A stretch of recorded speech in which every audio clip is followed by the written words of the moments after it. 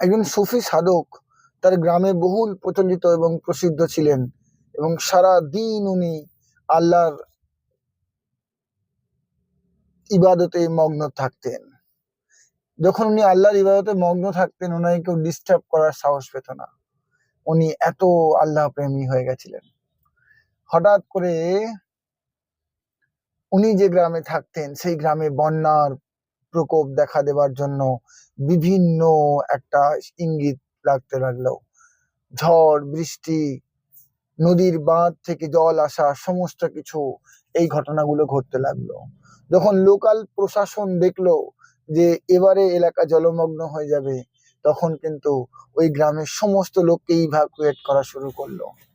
যখন এই সুফি সাধকের কাছে পুলিশ তার জিপ নিয়ে গেল, তখন সুফি সাধক বললেন যে আমি পরম আল্লাহ বিশ্বাস করি, আমার তোমার কোনো মদত লাগবে না, উনি আমায় মদত করবেন। এই বলে যখন জিপ চলে গেল, তারপরে ওনার হাঁটুর উপরে জল চলে এলো, ওনার বাড়ির উঠানময় জল চলে। যখন ওনার হাঁটুর উপরে জল চলে এলো, উঠোনময় জল, তখন ওনার কাছে ছোট্ট ছোট্ট বোট নিয়ে জল পুলিশের রেস্কিউ টিম ওনার কাছে এলো।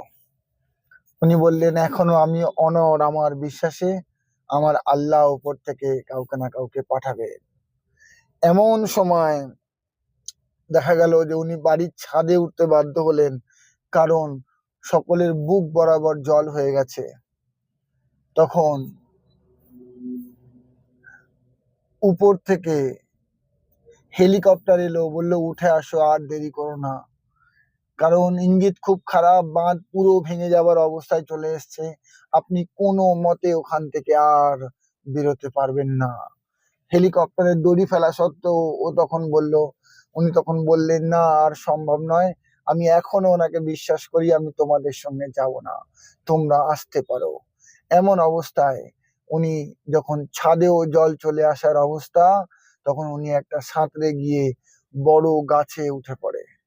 সেই গাছের মধ্যে উনি বসে থাকেন, আর এমন জল এবং জলের বার আসে, কমপ্লিট গাছ ছাপিয়ে চলে যায়। তারপর উনি কিন্তু আর শেষ রক্ষা হলো না, ওনার মাথার উপরে জল উঠে গিয়ে উনি বেশিক্ষণ আর জলের সঙ্গে লড়াই করতে পারলেন না, উনি দেহ ত্যাগ করলেন।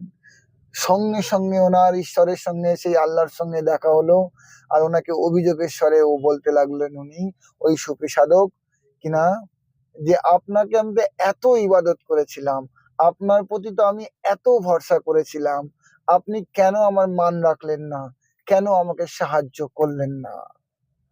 তখন একসঙ্গে তিনটি ছবি উনি দেখালেন ঈশ্বর, সেই পরম পিতা, পরম আল্লাহ, আপনি ভগবান বলেন, গড বলেন, যাকে আপনি উপরে মানেন, তিনি সঙ্গে সঙ্গে তিনটে ছবি দেখালেন, যে তোমার এই পুলিশের জিপ, জলবাহিনী, তোমার বোট, আর তোমার আকাশ বাহিনী হেলিকপ্টার কে পাঠিয়েছিল তোমার মনে হয়?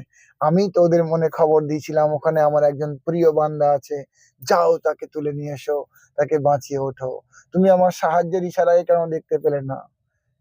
তখন উনি লজ্জিত হলেন এবং নিজের ভুল বুঝতে পারলেন। বন্ধুরা, আপনার আমার সঙ্গে এটা ঘটছে না তো? আমরা এটা করছি না তো, যে আমাদের কাছে আসা কোনো সুযোগকে আমরা এইভাবে মিস করছি না তো? আপনার কাছে আসা কোনো সুযোগকে একবার অবহেলায় ঠেলে দেওয়ার থেকে তাকে একবার দেখুন, ওর মধ্যে কি পসিবিলিটিস আছে। আপনি যে স্বপ্ন দেখেন, সেই স্বপ্ন পূরণ করা, ওটা হয়তো ছোট্ট বীজ হতে পারে, ওই বীজটিকে ধরে নিয়ে আপনি মাটিতে বপন করুন, হতে পারে ওটার জন্য সম্ভাবনাময় একটা বড় বট গাছ হতে পারে। প্রত্যেকের জন্য শুভেচ্ছা রইল। এর থেকে আমরা প্রত্যেককে লেসন পেলাম, কি একটা অপরচুনিটিকে ঈশ্বরের দান মনে করলে সেটা অনেক বড় জায়গায় পৌঁছাতে পারে। Thank you very much. I wish you all the best my dear friends. প্রত্যেকের জীবনে সমৃদ্ধি কামনা করি।